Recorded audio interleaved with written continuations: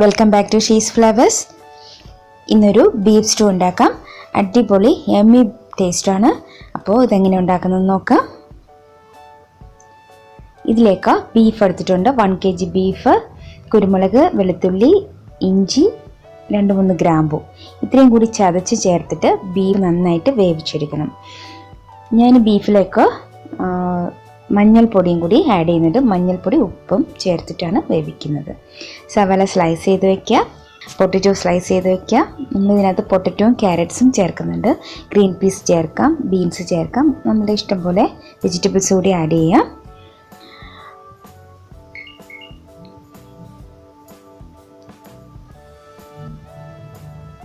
ക്യാരറ്റ്സൊക്കെ വട്ടത്തിൽ അരിഞ്ഞു വെച്ചിട്ടുണ്ട്.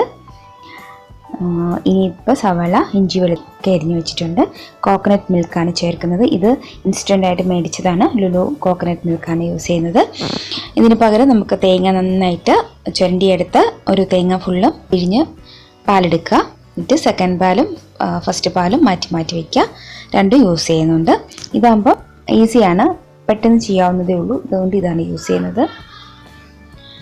ഒരു പാൻ അടുപ്പിൽ വെച്ച് വെളിച്ചെണ്ണ ഒഴിച്ചു. ഇതിലേക്ക് ഗ്രാമ്പു, പെരിഞ്ചീരകം, ഏലക്ക, പട്ട, ബേ ലീവ്സ്, സ്റ്റാർ നിക്സ് ഒക്കെ ഇട്ടിട്ടുണ്ട്. ഇതെല്ലാം കൂടി നന്നായിട്ടൊന്ന് ഫ്രൈ ആയി വരട്ടെ. ഇതിലേക്ക് അരിഞ്ഞു വെച്ച വെളുത്തുള്ളിയും ഇഞ്ചിയും പച്ചമുളകും ചേർത്തു. ഇത് നന്നായിട്ടൊന്ന് വഴറ്റിയെടുക്കണം.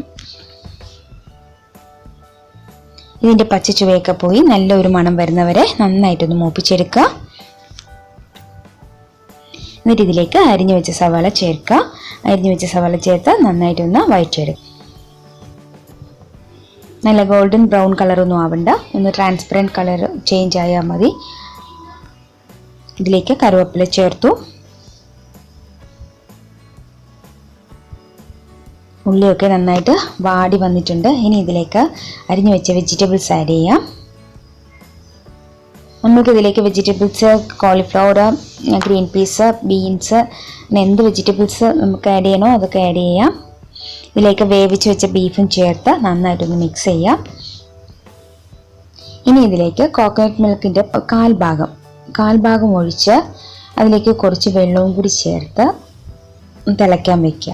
ഇതിലിപ്പം വേവാനുള്ള സാധനങ്ങൾ വെജിറ്റബിൾസ് മാത്രമേ ഉള്ളൂ. ബീഫ് 3/4 ഭാഗം വെന്തതാണ്. അപ്പം വെജിറ്റബിൾസും ബീഫും എല്ലാം കൂടി തേങ്ങാപ്പാലിൽ കിടന്ന് വേവണം. അപ്പം നമ്മൾ ആ തേങ്ങ ചിരുവി എടുക്കുകയാണെങ്കിൽ ആദ്യത്തെ പാല് മാറ്റി വെച്ചിട്ട് രണ്ടാമത്തെ പാലിൽ ഇത് വേവിക്കണം. ഇങ്ങനെ വേവിച്ചെടുക്കണം. ഉപ്പ് ചേർക്കുക. എരിവ് കുറവാണെങ്കിൽ കുരുമുളകിൻ്റെ പൊടി ചേർക്കാം. ഇതിൽ മുളക് പൊടി ഒന്നും ആഡ് ചെയ്യാൻ പാടില്ല, അല്ലെങ്കിൽ പച്ചമുളക് വേണമെങ്കിൽ കുറച്ചുകൂടി ചേർക്കാം.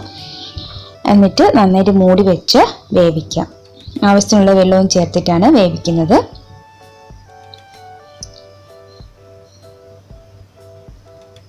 അപ്പം പകുതി വെന്ത് വന്നിട്ടുണ്ട്. ഇത് നന്നായിട്ട് വെന്ത് പച്ചക്കറി കഷ്ണങ്ങളൊക്കെ ഒടിഞ്ഞ് വരുന്ന പാകമാകുമ്പോൾ ഇതിലേക്ക് 1-ാം പാല് ചേർത്താൽ മതി. അപ്പം അതുവരെ ഇത് വേവിക്കാം. ഇതിലേക്ക് 1-ാം പാല് ചേർക്കുക. ഇതിപ്പോൾ ഞാൻ ബാക്കി ഉണ്ടായിരുന്ന കോക്കനട്ട് മിൽക്ക് ഇതിലേക്ക് ചേർത്തു.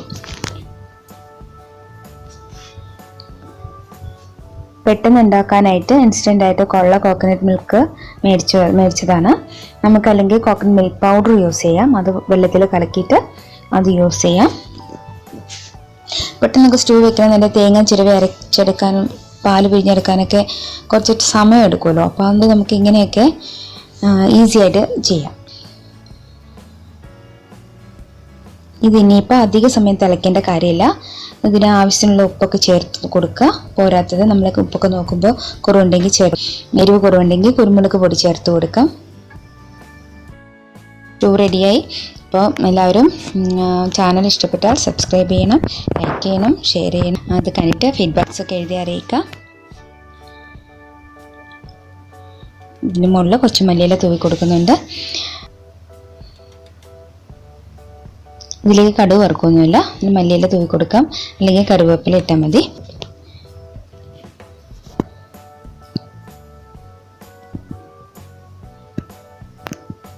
വീഡിയോ ഇഷ്ടപ്പെട്ടാൽ ഷെയർ ചെയ്യാൻ മറക്കല്ലേ. Thanks for watching. Have a nice day. By.